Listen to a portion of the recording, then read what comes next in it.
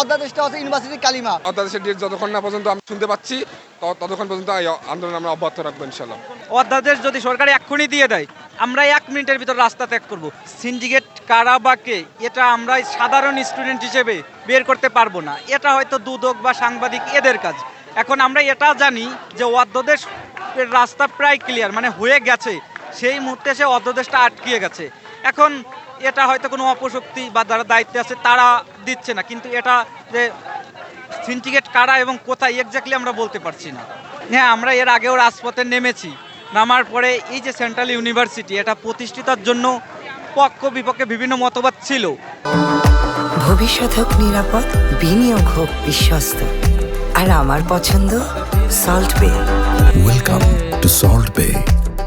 সকল যুক্তি কটাক্ষ করার পরে এই অধ্যাদেশের দ্বার প্রান্তে এসেছে।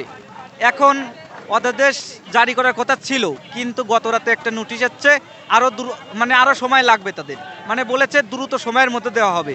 এই কথা বলতে বলতে 6 মাস পিছই দিছে। তাইলে আপনারা নিজের জায়গা থেকে সিদ্ধান্ত নিতে পারেন যে এখানে কারা সিন্ডিকেট আছে এবং কোথায় সিন্ডিকেট ঘটছে। আমরা সাধারণ জনগণের যে ভোগান্তি হচ্ছে এটা দেখছি সরকারের হচ্ছে মানে কি বলবো, ব্যর্থতার পক্ষ থেকে। কারণ যেহেতু আমাদের অধ্যাদেশ অধিকার, অধ্যাদেশ যদি সরকার এক্ষুনি দিয়ে দেয়, আমরা 1 মিনিটের ভিতর রাস্তা ত্যাগ করব। যদি আমরা রাস্তা ত্যাগ করি তাহলে তো জনগণ সুন্দরভাবে চলাচল করতে পারবে। যেন আমাদের এই যে অধ্যাদেশ নিয়ে সিদ্ধান্ত হয় এবং অধ্যাদেশ নিয়ে যেমন নির্দিষ্ট একটা ডেট ফিক্স করা হয়, এই নির্দিষ্ট ডেট ফিক্স করা হলে আমরা আমাদের পাওয়ার টেবিলে চলে যাব, আমরা আর অবরোধ করবো না, আমরা আর কখনো রাস্তায় নামবো না। পুলিশের পক্ষ থেকে এরকম কোনো মেসেজ, পুলিশ বা কারো আশ্বাসে আর বিশ্বাসী না। আমরা সুশীলতা দেখাতে চাই না, কারণ আমাদের দেওয়ালে পিঠ থেকে গেছে, যার কারণে আমরা আর কোনো সুশীলতা দেখাতে চাই না। আমাদের হয় এখন মৃত্যু, না হয় অধ্যাদেশ। হ্যাঁ, এর আগে রাস্তায় নেমেছিলাম, যার কোনো ফলাফল আমরা পাইনি। শুধু রাষ্ট্র মন্ত্রণালয় আমাদের আশ্বাস দেয় এই প্রসেসিং নানান প্রসেসিংয়ের কথা বলে, যেটা আমরা এখন আর সহ্য করতে পারতেছি, আমরা মেনে নিতে পারতেছি না। এই আন্দোলন যতক্ষণ পর্যন্ত না আমাদের কোনো ইতিবাচক সিদ্ধান্ত আসছে, অথবা যতক্ষণ পর্যন্ত না আমাদের কোনো নির্দিষ্ট অধ্যাদেশের ডেট আসছে, ঢাকা সেন্ট্রাল ইউনিভার্সিটির অধ্যাদেশের ডেট যতক্ষণ না পর্যন্ত আমরা শুনতে পাচ্ছি ততক্ষণ পর্যন্ত এই আন্দোলন আমরা অব্যাহত রাখবো ইনশাল্লাহ। অধ্যাদেশটা হচ্ছে ইউনিভার্সিটির কালিমা, অর্থাৎ অধ্যাদেশটা হলেই আপনার যে ইউনিভার্সিটি ওটা প্রুফ হচ্ছে অধ্যাদেশ। এই কারণে আমরা অধ্যাদেশটা চাচ্ছি। আমরা আর কোনো বিলম্ব চাই না ভাই।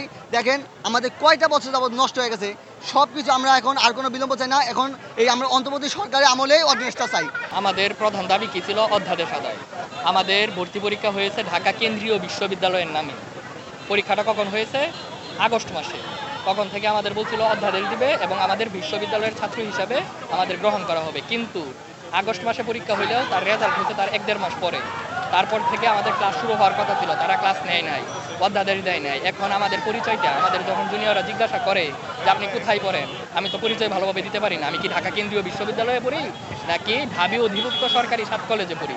আমি তো কোনো 7 কলেজের আন্ডারে পরীক্ষা দিই নাই, আমি তো ঢাকা কেন্দ্রীয় বিশ্ববিদ্যালয়ের আন্ডারে। কীভাবে পরীক্ষা দিচ্ছি? আগের সিস্টেমে তো পরীক্ষা দিই না।